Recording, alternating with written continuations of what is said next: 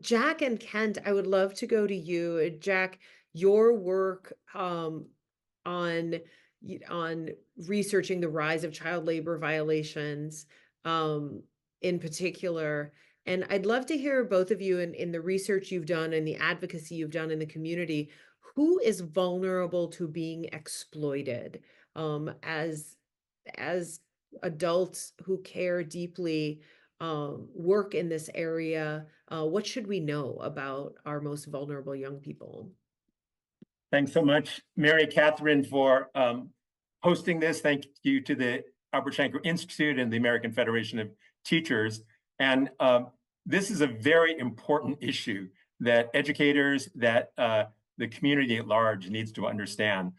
For many years, the UCLA Labor Center has been engaged in research and policy with regard to young workers. We have a long history with Acting Secretary Julie Su of the Secretary of Labor back from the days that she was a labor commissioner and Secretary of Labor here in the state of California, and has been a long-term advocate against these worker injustice and abuses of workers within our society today.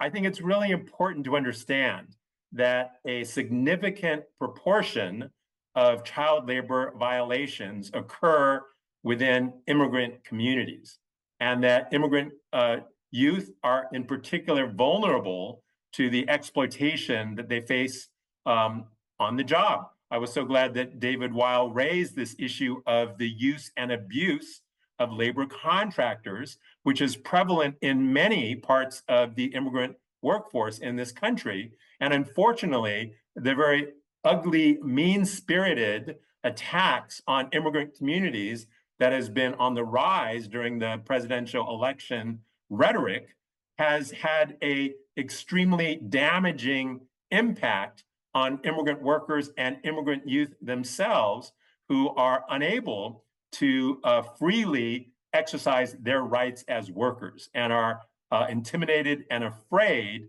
to speak out against labor abuses on the job. And this is especially true with immigrant youth.